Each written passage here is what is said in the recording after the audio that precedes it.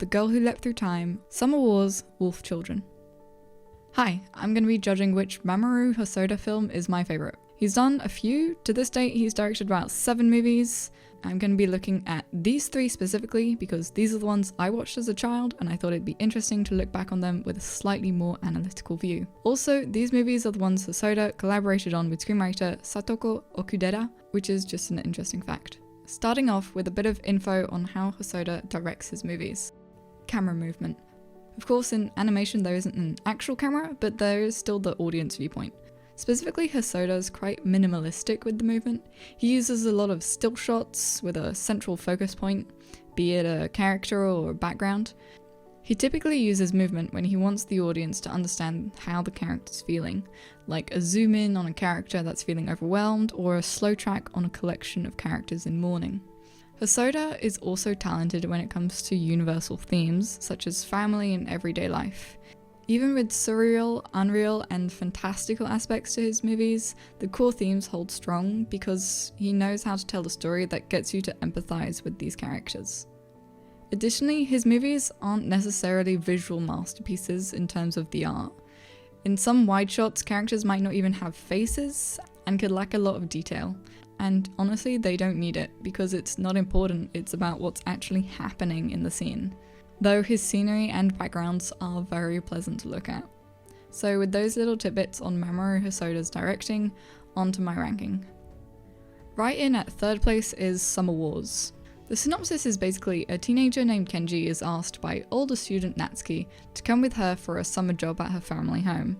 However, it turns out the summer job is being Natsuki's fake fiancé, and things are further derailed when he is implicated in the hacking of a virtual networking world, which basically every person, business, and service uses. An AI called Love Machine is wreaking havoc in the real world using the virtual one.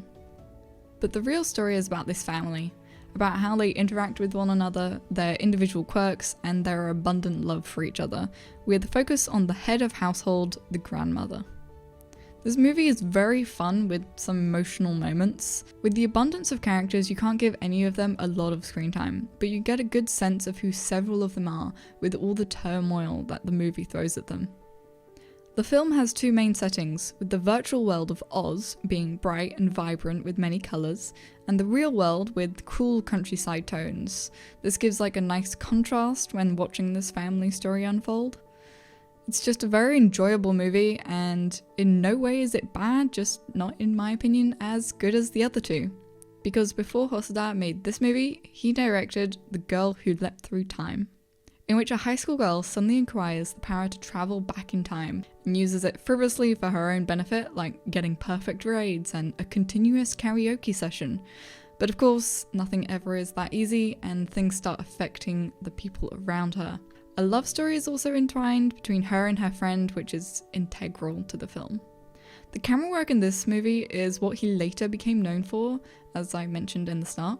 This is where he started utilizing the wide shots with a single focus, and where he expressed interest in the lateral tracking shot, which he further did in his later films. The movie is very serene and atmospheric, more about just a day in the life of this young girl. It's just she happens to be able to time leap. But it's very compelling and keeps the audience engaged thanks to his directing. And then finally we have the best Mamoru Hosoda movie, which is Wolf Children.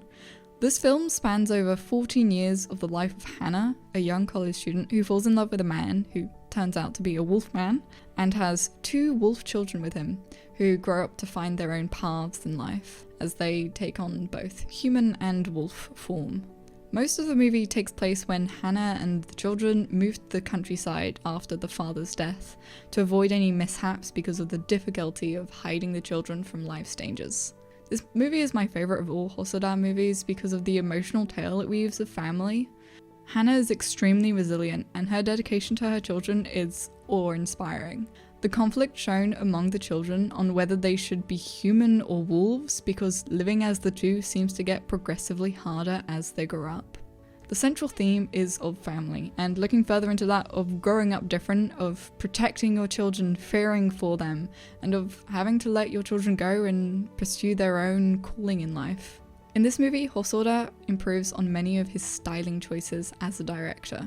A scene that shows Hosoda's skill is the running with the wolves in the woods. A stunning shot in the snow which really shows the free spirit of the children and is just so beautiful to look at. A lateral tracking shot showing the passing of time as the children move up in grades and the issues they each start having. This is a truly heartwarming movie and has made me cry no matter how many times I've watched it. One scene in particular that I could watch on its own will just have me absolutely bawling. And that about does it there. Also, just because I rank these movies doesn't mean someone else can't have a different opinion or that any of the other movies are bad. Frankly, I think all Hosoda's movies are brilliant. I just wanted to look at these three specifically, and Wolf Children is my ultimate favourite. So, thanks for watching, bye bye!